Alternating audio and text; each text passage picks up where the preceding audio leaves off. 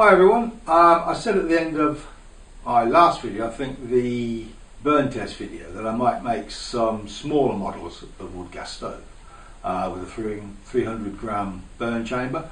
I've done that, which is here, which is this one.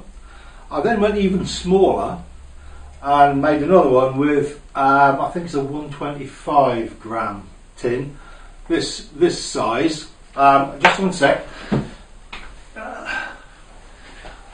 This is the product that it came in. That's a pilchard's tin, or you can buy, what's it called? Coconut milk. That also comes in this size as well. Anyway, I took some video footage of the two tests. So we'll have a look at that now, and then at the end we'll talk about a few design tweaks and a couple of tips for lighting.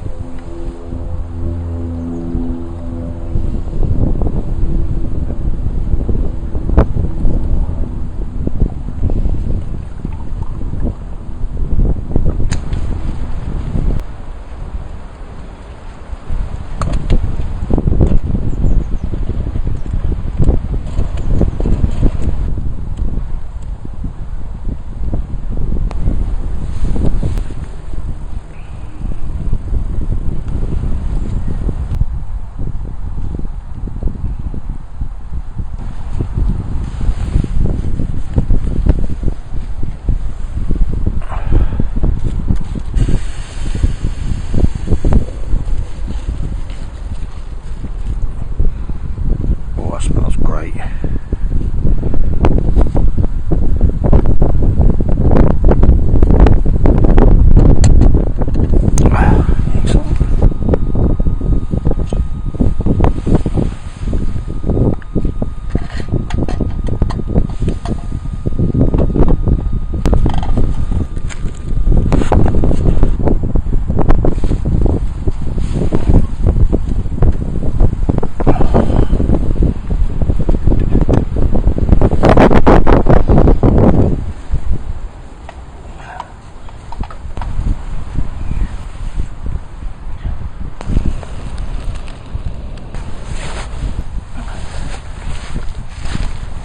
There we go.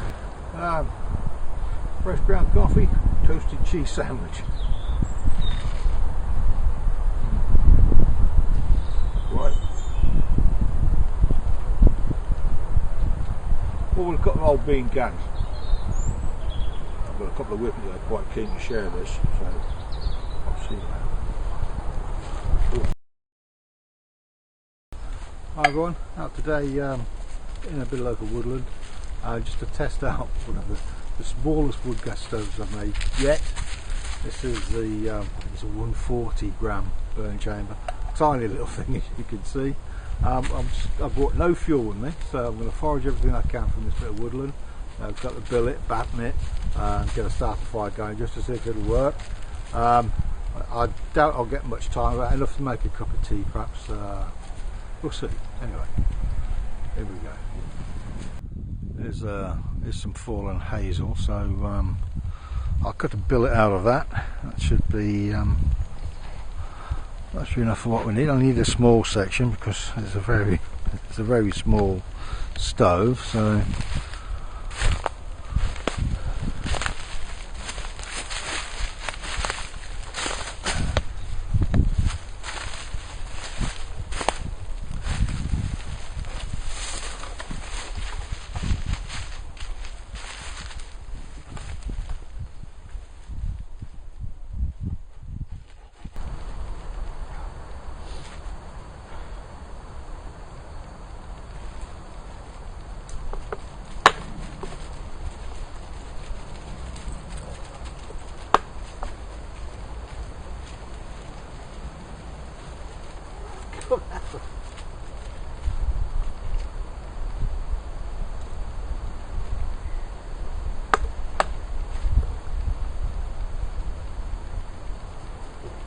actually help.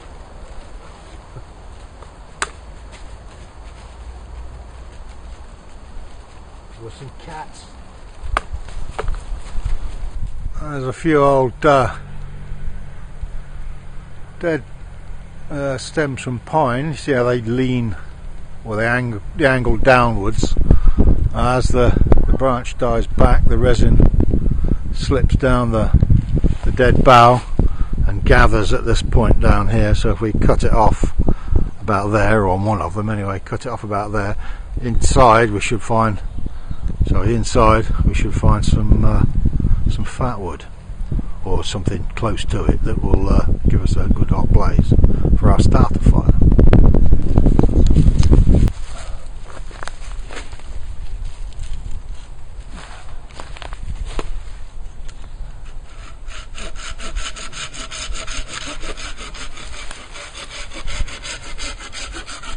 Yeah, there's a few veins of it in there. See here and here, so we'll see how we go with that.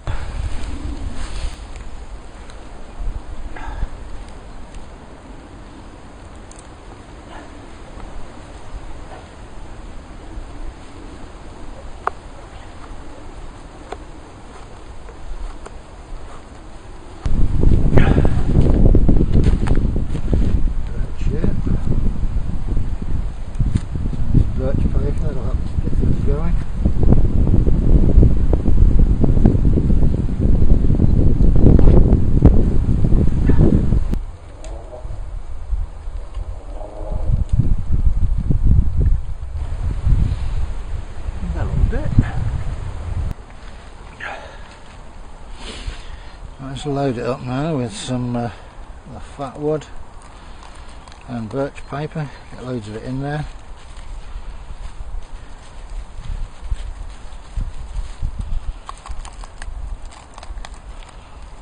Oops.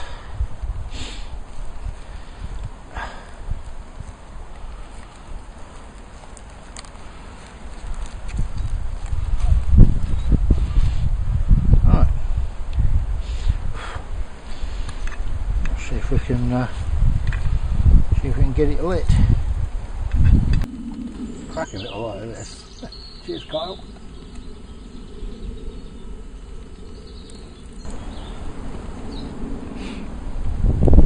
Starting to gasify a bit now. Lovely.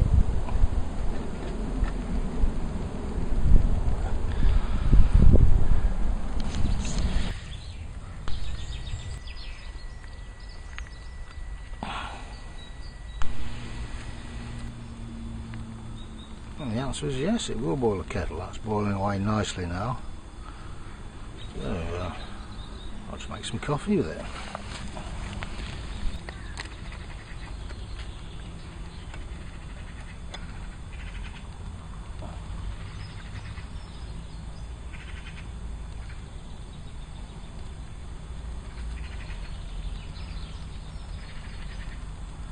Not sure how much longer it'll burn. Seems a shame to let it just burn away to waste. So I could just cook something on it, but I didn't bring anything. I was only expecting this to last long enough to boil a kettle, but it's doing quite well. I suppose it's been about 7 or 8 minutes. Okay, so I didn't want to waste the flame, so I boiled up another kettle with it.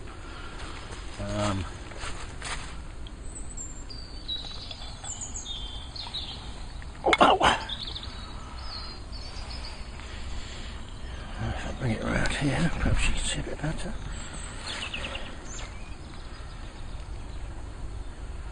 It's boiling quite nicely.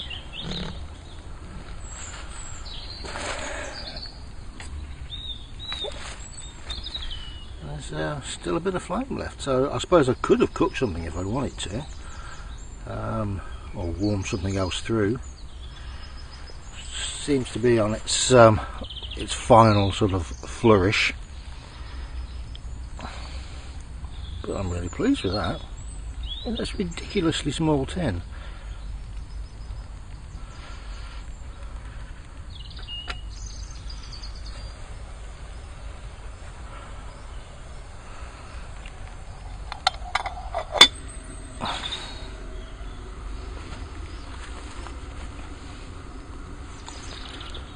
I suppose it's been burning about, I didn't bring a timer with me, which is silly, I know, but I would say around 20 minutes so far.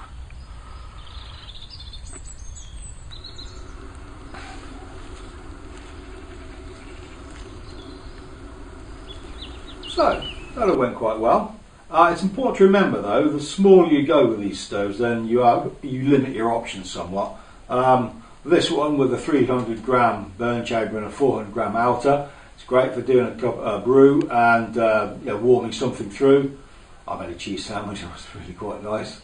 And the smaller one is an either or, either have a brew or warm something through, because as the smaller you go, obviously the fuel gets smaller and the size of the flame is smaller as well. So the smaller you go, the more limited your options. I would tend to use the 400 gram for a day out. You can do both on that one. You can make something to eat and have a brew. And then for overnighters or any extended period, I use the 560, which is the potato tin for an inner. That one, you can cook a main meal on that one. They're pretty good. That's my one of choice for an overnighter anyway. However, particularly with the smaller ones, if you choose, you could use wood pellets and some sort of accelerant to get the whole thing going, squirt of methylated spirit or a firelighter on top, and you get a significantly improved burn time. 40-50%. They really do burn longer. They're usually made of pine, so it's quite a sooty burn, but you get extended time if you choose to use wood pellets. I like to use forageable materials because that's just what I like. Now there's one other tip for for lighting these things. When you cut your billets, just cut it at a slight angle. I don't know if you can see there, that's got a slight sort of angle to it, so about a 20-degree angle. What this does is when you billet it down, when you batten it down, you get slightly different lengths of sticks, obviously. What that does, it helps to key better with the starter fire on top, so you've got little pieces of wood sticking up into the fire, into the starter fire, so it makes lighting a little bit easier. Now then, there's a design tweak with this smaller one that I came across. A fellow YouTuber, a chap named Brian, his channel's called Outdoor Life of Brian. Get over and have a look at that, it's really good. He goes all over the place, trips abroad to sort of Norway, Sweden, Canada I think he's been. And he does a lot of the old stuff. He likes canvas and natural stuff, also lightweight hill trekking equipment, so give him a look. He's a really interesting channel. But I'm very flattered that he actually made one of these.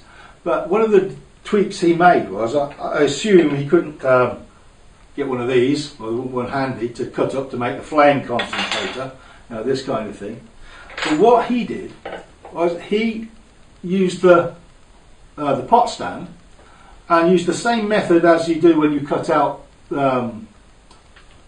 the outer so that the inner will fit inside. He left a bit of metal on the inner, on the bottom like so, rounded it off with a screwdriver and made the flame concentrator like that. So you've got a concentrator and the pot stand all in one. It's a really good idea, and in the best traditions of YouTube, I'm passing that on to everybody else. It's a very cracking. It makes the whole thing a lot more sturdy. So for the smaller ones, this size and even the 400, I would, if you haven't got one of these that you can cut up to make a flame concentrator, use this method. It works really well.